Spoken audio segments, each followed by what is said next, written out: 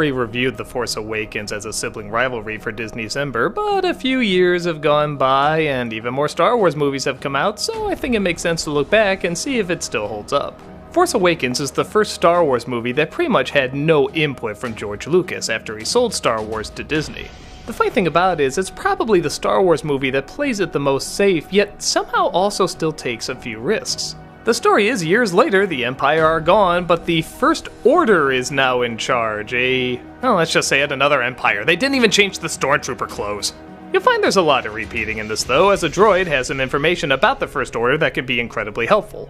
An escaped pilot named Poe and an ex-Stormtrooper named Finn escape the First Order and get to, what a shock, a desert planet. They come across a poor young person who doesn't know her family and coincidentally happens to be really strong with the Force, and she's being hunted by a dark masked entity. The race is on to get the droid to the rebellion while also getting help from Han Solo and Chewie. Wow, didn't even need to change the names on that one. So yeah, as everyone has said before, this is pretty much a retread of New Hope, and I'd be lying if I said I wasn't exactly a big fan of that. While what actually happens in the movie is a little too familiar, the setup is actually kinda different. Details that some fans might find upsetting, other fans find actually kind of intriguing and good at continuing the story. For example, Han Solo and Princess Leia are no longer together. And I'll keep this spoiler free, but if you know how A New Hope goes, you know there's a death in it. And while it's not exactly a shocker, it is still kind of a risky move. The original Star Wars trilogy combined a lot of different elements of myth and fairy tales and folklore and philosophy and religion, all these different things. The ending, though, is mostly fairy tale. It's a happy ending. The people who should be together are together, the people who should be dead are dead, the people who should be alive are alive, and they're all happy.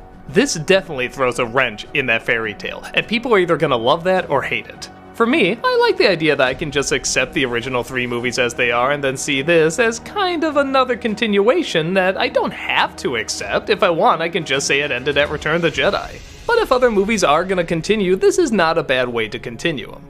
I'd be lying if I said I didn't really want the book versions to make it to the big screen, but for something entirely original, which I can see why they want to do that too, I guess this makes sense. It's kind of like comparing the Doom books. The first one's about the coming of the Messiah, and he comes and brings balance. In the second one, reality sets in, and you find out it's not all that simple. While I see the charm and even sometimes the importance of the fairy tale ending, at the same time, I do like questioning happily ever after. I do like seeing what happens when real life gets in the way. How do you confront it? How do you win it? Can you win it? What happens when you fail? These are more interesting questions that I feel can help people along with life. But it also still keeps that mythos fantasy angle, and yeah, I have to be honest, it's the first Star Wars movie since probably Return of the Jedi that really felt like Star Wars. Revenge of the Sith came close, but it was still a little too modern Lucas-y. This had a lot of practical effects, this had a lot of dirt on everything, this had stuff that was really there, and aliens with interesting identities, and people with interesting identities, and they were charming and they were funny. They had mystery set up, they had villains that were complex. I wanted to see where everything was going with these characters. And as I said in my Nostalgia Critic review, I think that's why there was so much repeating, to show that they can do a Star Wars movie. This is Disney now, Lucas is gone, they want to show that they can do this right. But again, there are still just enough risks taken that it did keep my interest, and I did want to know where the movies were going. If I saw any of the prequels on their own, I wouldn't care what was in the next film.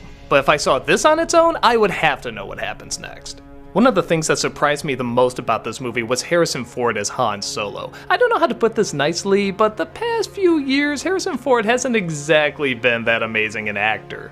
It always feels like he's trying to overcompensate. He's trying to act super tough to show that he hasn't been away for too long, he's not too old, and so you just kind of see the bottom of his teeth jutting out and him acting really mad, and it always felt kind of phony. But here, he's Han Solo, and he's older, and he's great, and he's hilarious, and he's smart, and he's a really great character in this. The rest of the acting is really good too. Kylo Ren, if you were to describe this villain to me, I would think would not be a particularly strong character, but the way he's played and written, he is so complex, he is so interesting, he is so torn.